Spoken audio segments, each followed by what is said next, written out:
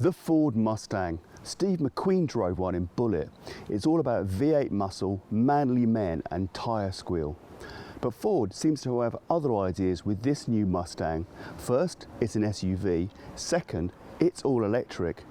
Is this the best wild horse yet, or is it just a bit pony?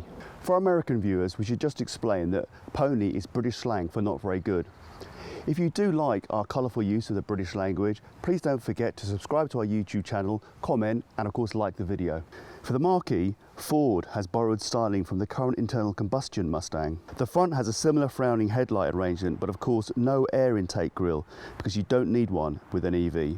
The rear, with its separation of lights into two trios, is also reminiscent of the current 6th generation sedan. But otherwise, this is a much taller SUV body shape. There's a sloping fastback, which again is reminiscent of most Mustang generations. Is this a good looking car? We think so. It has plenty of curves to make it a bit more interesting than the average SUV box. There are two main types of this car, a rear-wheel drive version and an all-wheel drive version. There's also a GT version coming out, but that's not available in the UK yet. There are two battery choices, 68 kWh and 88 kWh. Ford also varies the motor power with a bit less for the smaller batteries.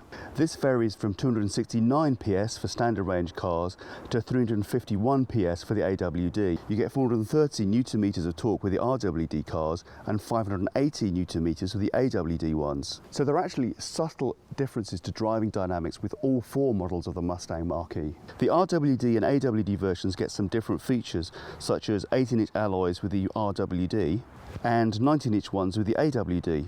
You get nice red brake calipers with the AWD cars too, because that makes things go faster after all. Again, for our American listeners, that's sarcasm. They don't make it go faster, but they do look pretty cool. Ford also talks about unique exterior and interior features separating the two lines. But all cars seem to have key tech features like wireless phone charging and adaptive cruise control. This black is a standard paint colour, but you can get a range of silver, white, blue, grey and red options for between £800 and £1,150. There aren't any extra option packs you can choose, but the extended range cars get the Technology Pack Plus. This adds a panoramic sunroof, 10-speaker Bang & Olufsen stereo, hands-free boot release and a 360-degree parking camera. All cars get keyless entry and it works like this. You have a button on the door which you have to press and that opens it, and then you just use this little handle to pull it open. You'll also notice there is a keypad on the B pillar as well, so you can have an entry code for added security.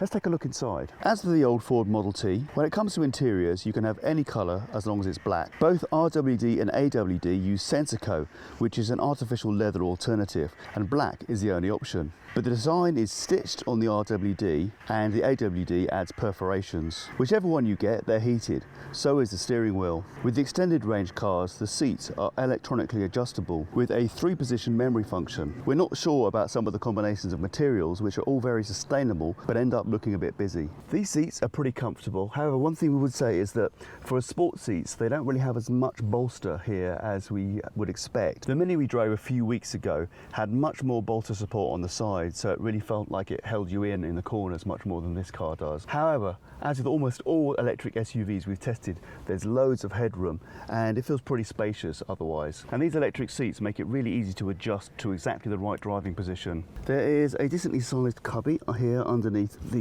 central armrest. You can see it's got a door that you can pull open and close. Bit hard to see, but there's a 12-volt power adapter in there as well. You get a couple of cup holders here, and these are actually wireless, well, one wireless phone charger anyway. And the nice news we have for you is it's big enough for the largest phone currently on the market, the iPhone 12 Pro Max. You can see it's working there. However, this side here is a bit smaller and isn't a wireless charger.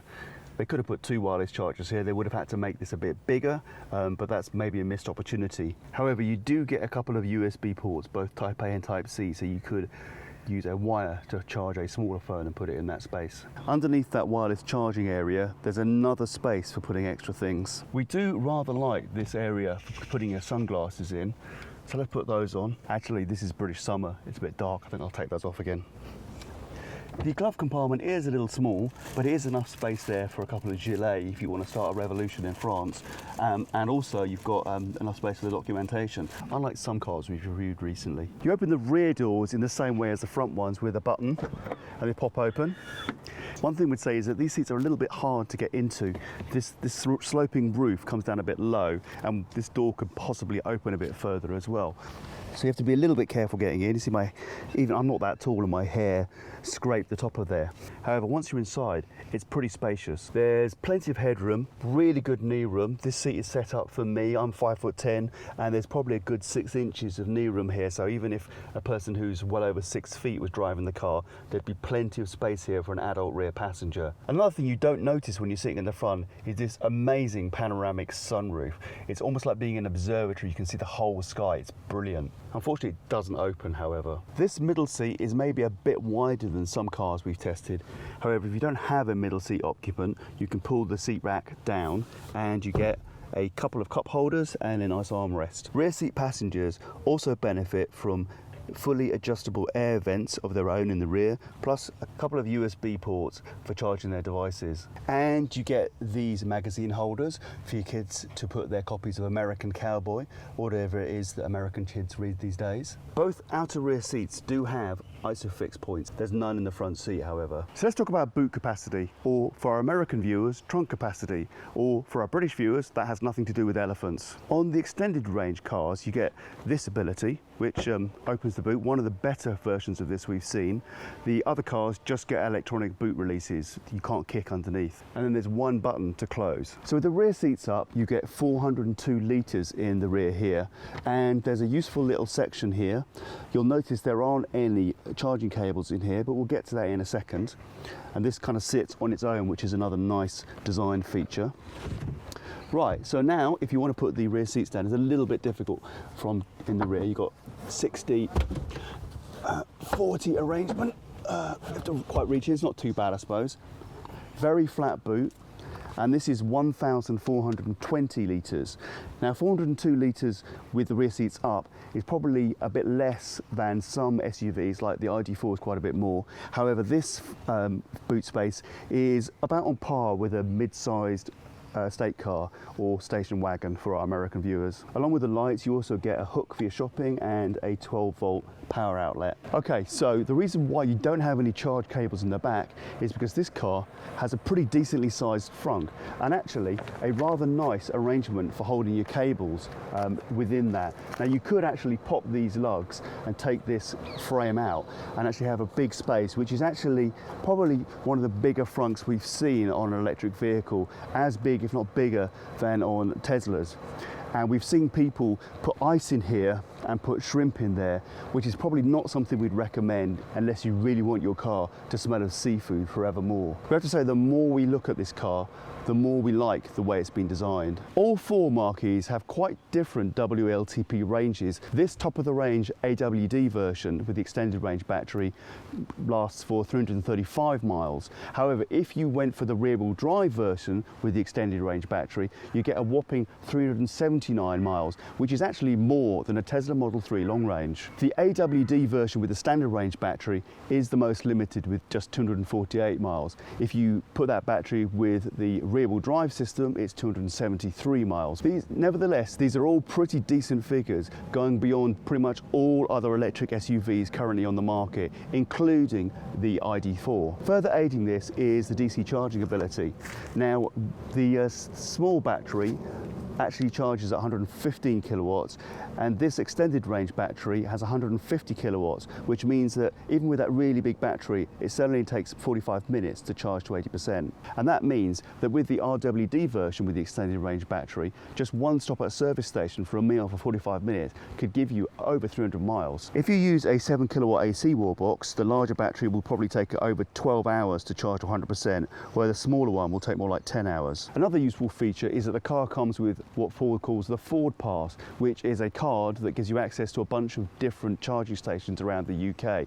They've added BP Pulse to that, which means takes a total to 9,500 chargers. They're also part of the consortium behind Ionity, so you get access to that at a reduced rate. So instead of paying 69p a kilowatt hour at Ionity, it's probably going to be more like 30p a kilowatt hour. Also, those excellent range figures mean that this isn't actually that expensive a car to drive for a big electric SUV. This one works out about 3.7p per mile with a 40p per kilowatt hour supply, and the extended range with the rear wheel drive is just 3.25p per mile. Pretty standard steering wheel, quite nice to hold. You've got buttons for the cruise control on the left, media control and voice activation, activating your phone on the right hand side here. Get conventional stalks on the left and the right for windscreen wipers and lights. Now these stalks are a little bit cheap in feel, but at least they offer physical control over windscreen wiper speed. Are you listening, Tesla? Just behind the power button is one of the vents for the drivers. You can see that the controls for that are a little bit inaccessible. We also think these door unlock and lock controls are a little bit hard to reach. We actually quite like the 10.2 inch panel that sits behind the steering wheel. It's entirely visible and placed quite high, making up for the fact there is no head-up display option on the Mustang. You get digital speed on the right, showing you also what the speed limit is and what drive mode you're in. That icon in the middle is all about braking distance. It's blue when there's plenty of braking distance, and it goes orange and then red. And you can see those things that look like buffers on either side. That shows you whether you're getting close to the lane sides on either side. You get a nice big display of it, remaining range and percentage on the left as well. These drive controls are intuitive enough. You've got park, reverse, neutral, and then there's drive and further round. This button in the middle that says L is actually for adding extra regenerative braking when you're going downhill, but if you're in one pedal mode, which we'll talk about in a second, that doesn't do anything.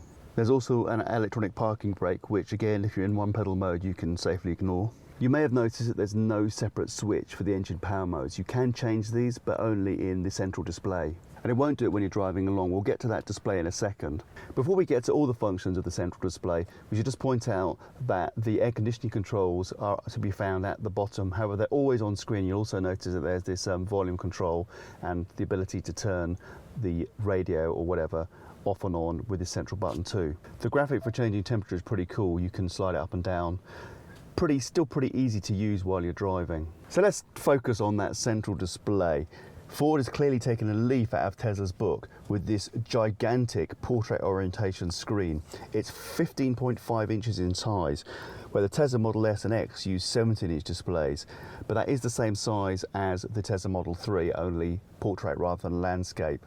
It's pretty mahoosive. As we've already mentioned, there's this big knob for the volume, but otherwise everything else is touch operated. We like the fact that the aircon buttons are always on screen, despite the fact they're touch screen. And we also think this is a very well laid out display as well. So you get functions like, you can see you can connect Apple CarPlay. We haven't done that just with this particular moment. You can see from this menu you've got DAB radio. There's also FM available. We turn that on, it'll probably come on in a second. There you go, and you've got the stations down here and a reasonably easy to use display. I'll turn that off. FM radio available as well. And you can see all the different things here. You can look at tyre pressure through this menu system. The tyre pressures seem to be just about okay. You can add, there's a manual. You can, Android Auto is supported as well. Now if you touch this button up here, you get to the car functions. Again, pretty easy to get to. This is where you get to those car power modes. So we're in untamed mode. We rather like that one, like a wild horse. Yay! And then you also active and whisper, and the graphics actually change when you press on those. One pedal function, some people like that, some people don't. You can turn it off. You can have ambient lighting, and this function here, we'll get to in a second, that actually adds a kind of fake engine noise as you're driving for those who really miss that Mustang V8. If you press this one, you can see the rear view parking camera. This version has a 360 camera. That's only available with the extended range cars. If you press this button, you can change the parking mode. There is an auto parking option called Park Pilot. You can choose how the access controls are for things like the charge port and the charge port light. Driver assistance, auto hold, again you can have that if you want to. Again, we rather like it. You can turn off traction control. There are some additional settings, all the safety things like lane keeping assistance. There is a lot of safety. We'll talk about that in a second, but you get a lot of different safety options with this car. If you click on lane keeping assist, you can't actually turn that off completely should you want to. You can only choose how it functions. So you can see it's a bit unresponsive there. You can choose no, normal or high. Even on low, it's pretty intrusive, as we'll see when we drive the car. And you know, that's just kind of alert and aid. And the final one is this vehicle mode, which lets you things like how you get into the car. One final thing we should mention is, like Tesla's, you also get a valet mode. Now we get to what's perhaps the most important thing about a Mustang. How does it drive? Unfortunately, we don't have a track handy to burn out the tyres, so we'll have to make do with these London streets. We don't want to be like those naughty young fellows from the 1960s racing their Stangs on public roads. You could though, because this is a fast car. Even the basic car takes just 6.2 seconds to get to 60 miles per hour, and this version takes more like 5 seconds. Teslas are quicker, as is the Polestar 2 and the Volvo XC40, but you do still get plenty of torque and a fittingly muscular amount of acceleration. Could you hear the fake engine noise as we accelerated there? We thought it would be a bit lame, but actually we grew to quite like it after a while. It does encourage you to hit the accelerator though, which may not be such a great idea in a city full of 20 miles per hour speed limits and loads of cameras. Traditional Mustangs with their live rear axles were generally pretty awesome in a straight line, but not that great going around corners. The Mustang Mach-E is a big, heavy SUV weighing over 2 tons, so it's not going to flit around corners like a sports car. A Tesla Model 3 definitely handled more confidently on the twisties. The bulk means it sits very confidently at motorway speeds. So even at the long ranges this car is capable of, you'll still be pretty comfortable. Despite being a big SUV, the Stang is still a really engaging drive. So it handles way better than Audi's original e-tron, a little bit worse than a Mercedes EQC, and way worse than a Jaguar I-Pace. So this isn't a Mustang sports car, but it still gets high marks for fun driving in the SUV class. It's worth pointing out that the all-wheel drive version of the Mustang Mach-E that we're driving takes a whopping 3 seconds less to hit 60 miles per hour than the ID4. Let's face it, this is really a family car, so safety is important. The Stang is well equipped here, and virtually all of it is available with every model. As we already pointed out when we talked about the instrument panel, there's forward collision warning and lane departure warning. The cruise control is adaptive and has lane centering. It isn't as autonomous as a Tesla, but will take the pain out of motorway average speed zones. There's blind spot detection with symbols that pop up on the wing mirrors to tell you of cars in your blind spots, and that also includes rear cross traffic detection for when you're backing out of spots. There is of course automatic emergency braking with some evasive steering assistance. To be honest, we found some of this a little bit twitchy on London roads. You get parking sensors front and rear. One feature that you do only get with the extended range versions of this car is a 360-degree panoramic parking camera. The other cars just get a rear parking camera. You should have the impression by now this is a pretty loaded car and not just your average Ford.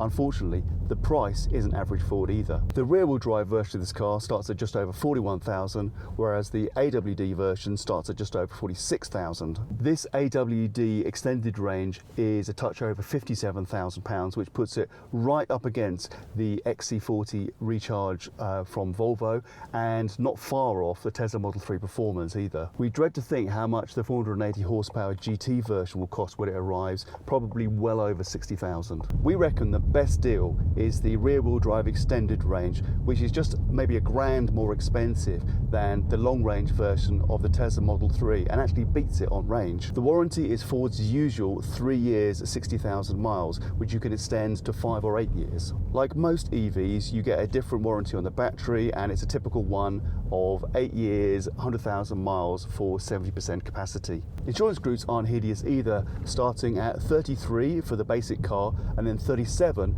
for the all-wheel drive standard battery. The all-wheel drive extended range is Group 40. To put that in perspective, even the entry-level standard range plus version of the Tesla Model 3 is in Group 48.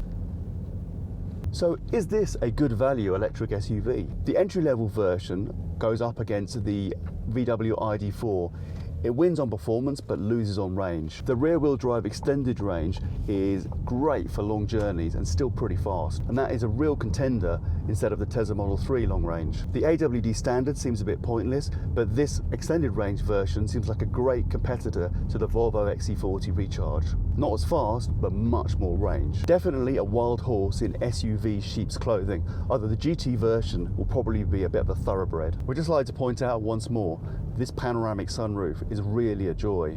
As we said, you can't change drive modes while you're driving.